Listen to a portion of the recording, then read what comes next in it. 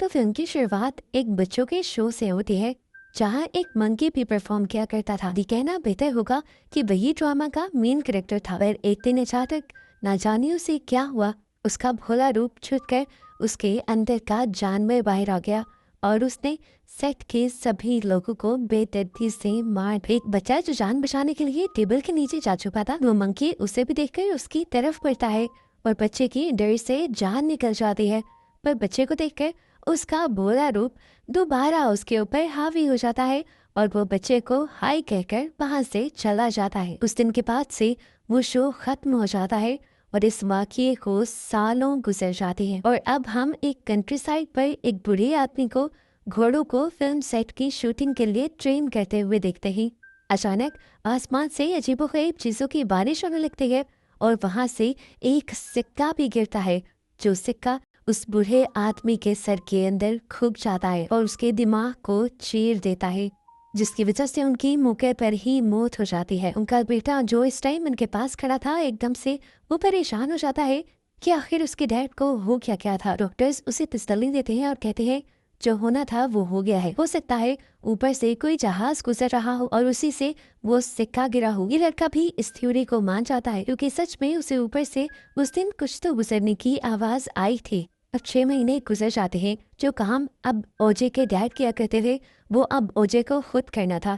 वो घोड़ों को ट्रेन करता है और एक दिन उन्हें फिल्म प्रोडक्शन का एक कॉन्ट्रैक्ट भी मिल जाता है, जहाँ पर वो अपनी लकी नाथ के घोड़े को लेकर आता है। कंसर्ट पर ओजे की बहन अपना और अपनी फैमिली का इंट्रोडक्शन देती है और बताती है कि हॉलीवुड में पहली मोशन पिक्चर पर जो आदमी राइड कर रहा था वो उसके ग्रैंडपा थे और उसके बाद से आज तक जितने भी हॉर्सेस इस्तेमाल हुए हैं फिल्म प्रोडक्शंस के अंदर वो सारे उसी की फैमिली ट्रेन करती है। फिर अब जब शूटिंग का टाइम स्टार्ट होता है तो ओजे का घोड़ा जिसका नाम लकी है वो लाइट की रिफ्लेक्शंस को देखकर बहुत ज्यादा घबरा जाता है और कंट्रोल से बाहर चला जाता है। यहाँ पर जितने भी को एक्टर्स होते हैं घोड़े को इस तरह मचरा हुआ देखकर वो डर जाते हैं और इस घोड़े के साथ काम करने से मना कर देते हैं और इस तरह ओजे को जो जिंदगी में पहला प्रोजेक्ट मिला था वो भी उसके हाथ से निकल जाता है और वो बहुत ज्यादा उदास हो जाता है इस बात को लेकर कि वो अब अपना फैमिली बिजनेस नहीं संभाल सकता। वो अपने घोड़ों को इस तरह से ट्रेन नहीं कर सकता जिस तरह से उसके ग्रैंडपा और उसके बाबा किया करते थे और अब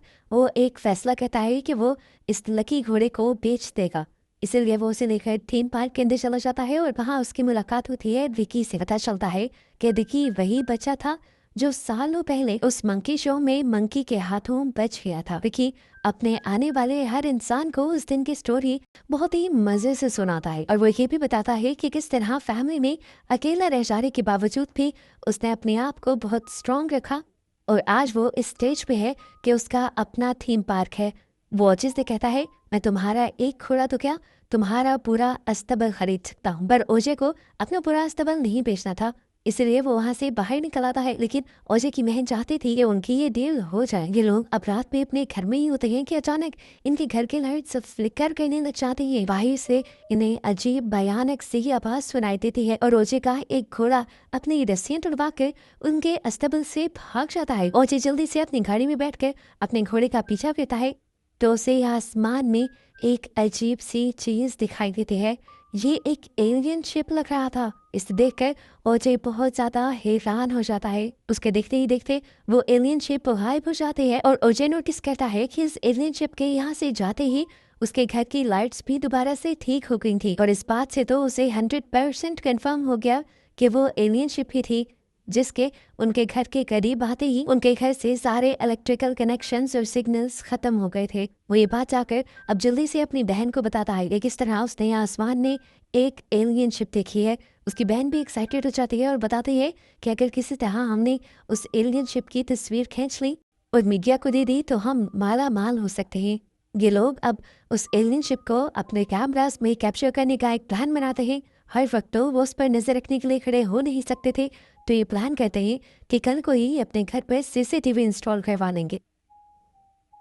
इस टाइम सीसीटीवी इंस्टॉल करने के लिए उनके घर पर एक टेक्नीशियन भी आया था और इस टेक्नीशियन को ये जानकर बहुत अजीब लगता है कि वो ये सारे सीसीटीवी कैमरास अपने घर के अंदर इंस्टॉल करवाने के बजाय इनको आसमान की तरफ करके इंस्टॉल करवा रहे थे। वो भी समझ आता है कि इनको आसमान में कुछ ऐसा दिखा है जो नॉर्मल नहीं है। क्यूरियोसिटी में वो इस सारे कैमरास की एक्सेस अपने पास भी रख लेता है ताकि वो अपने ऑफिस से भी इन कैमरास के ऊपर नजर रख सके।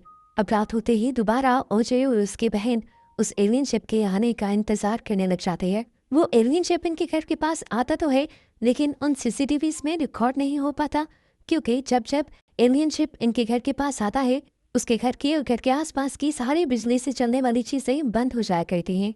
ये बात अब ओजे और उसकी बहन को भी समझ आ गई थी, और ये भी समझ आ गई थी कि अगर उन्हें उस एलियन शिप को रिकॉर्ड करना है तो इन्हें कोई और रास्ता ढूंढना पड़ेगा। दूसरी तरफ हमें दिखाया जाता है कि वो टेक्नीशियन भी अपने घर से इन सारी चीज़ों के ऊपर नजर रख रहा था, और वो नोट करता है कि अगर फुटेज को फास्ट फॉरवर्ड किया जाए तो देखने को मिलता है कि वहाँ पर सारे बादल मूव कर रहे हैं सिवाय एक बादल के, और ज़रूर उस बादल के पीछे कुछ होगा। यही बताने के लिए अब वो ओजे के घर आ जाता है। यहाँ ओजे और ओजे की बहन उसे बता देती है कि वो एक एलियन शिप है, और क्या हम इस एलियन शिप की सच्चाई इस बादल की तस्वीर खींचकर लोगों को नहीं बता सकते। वो टेक्नीशियन कहता है नहीं, कोई हमारी बात पर यकीन नहीं करेगा, हमें ज़रूर कोई दूसरा रास्ता ढूंढना होगा। दूसरी तरफ हमें दोबारा रिकी को दिखाया जाता है जो अपने थीम पार्क में अपना शो परफॉर्म कर रहा था। वो अपने शो में बड़ी बड़ी चीजों को एक ही मिनट में गायब कर दिया करता था, और आज वो गायब करने वाला था उस घोड़े को जो उसने ओजे से खरीदा था। बहुत सारे लोग उसके इस शो को देखने आए हुए थे। अचानक यहाँ पर एक भयानक तूफान आता है और रिकी खुश हो जाता है।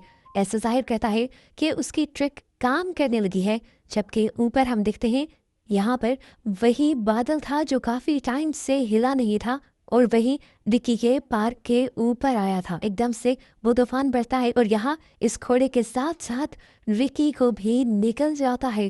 और इस टाइम हमें एक बहुत बड़ा ट्विस्ट ये पता चलता है कि वो कोई एलियन शिप नहीं बल्कि खुद एक बहुत बड़ा एलियन था जो इंसानों और जानवरों को खाकर जिंदा रहता था। रिकी पहले से ही इस एलियन के बारे में जानता था और इसे कंट्रोल करना भी। उसे कंट्रोल करके वो उसे खाना दिया करता था, और यहाँ लोगों को ये लगता था कि रिकी के पास चीजों को गायब करने की ट्रिक है, जिस ट्रिक में आज वो खुद फंस चुका था।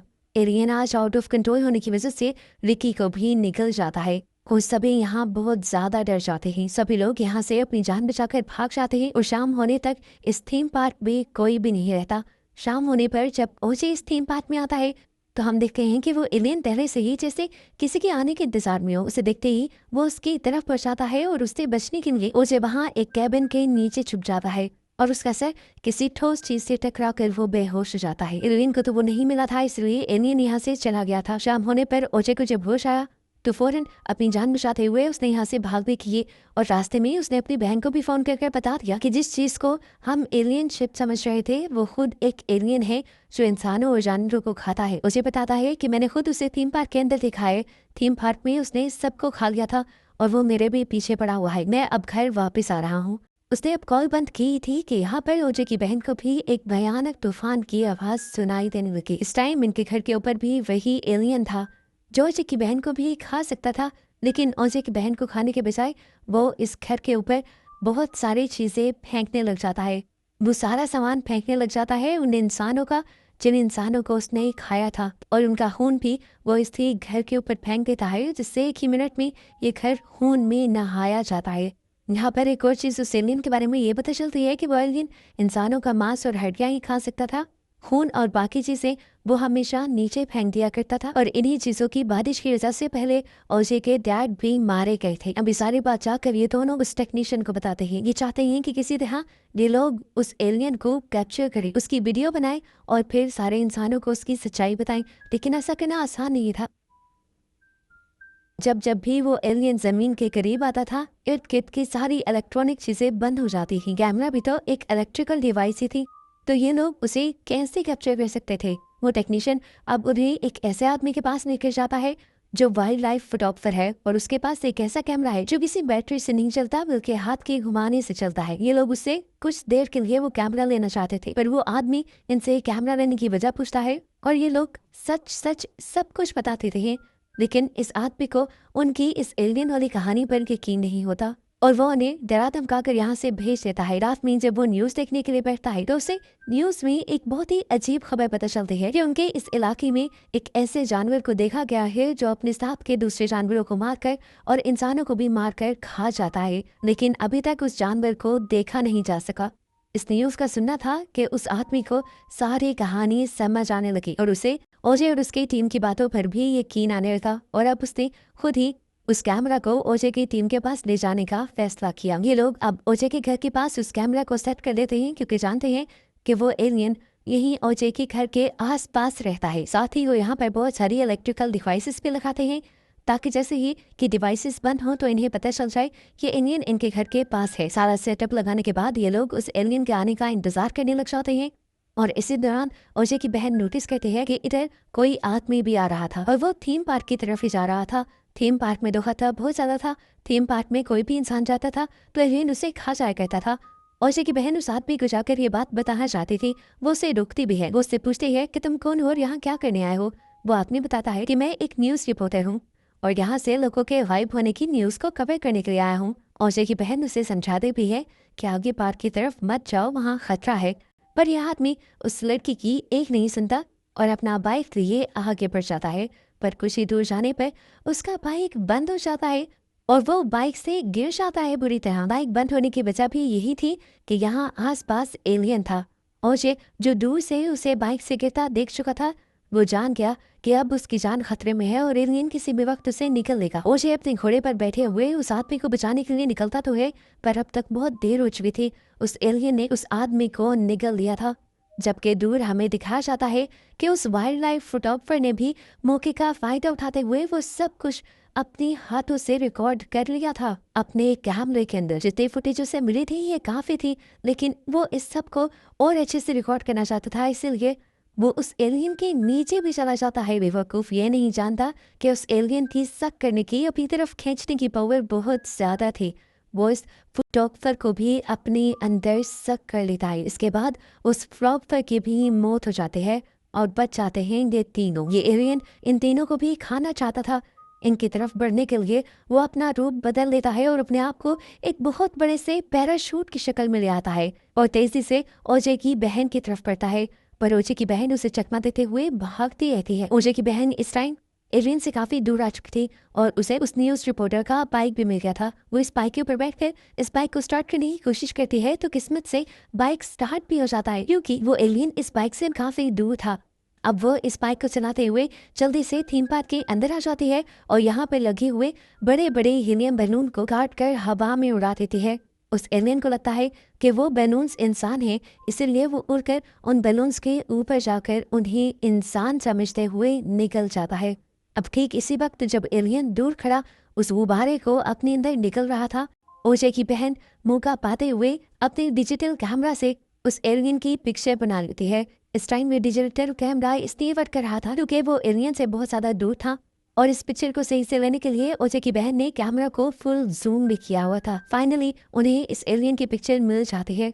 अब दिखाया जाता है कि एलियन ने जिस गुब्बारे को निकला था असल में उसके अंदर हीलियम गैस थी, जिसकी वजह से एलियन की बॉडी के अंदर जाते ही एलियन की बॉडी के अंदर एक बहुत बड़ा ब्लास्ट होता है और एलियन वही इनकी आंखों के सामने मारा जाता है। उसकी मौत को देखकर ओजे की बहन सुकून का सांस लेती है और थक कर वहीं बैठ जाते हैं। जबकि दूसरी तरफ हमें ओजे को भी दिखाया जाता है जो भी अब बिल्कुल सेफ था। हालांकि घोड़े से गिरने की वजह से उसे कुछ चोटें आई हुई थी। इनका मिशन भी पूरा हो गया था। इनके पास उस एलियन की पिक्चर आ गई थी जिसे ये लोग बेचकर बहुत सारे पैसे कमा सकते थे और इसी तरह बस इन दोनों को दिखाते हुए ये मूवी यहाँ खत्म हो जाती है।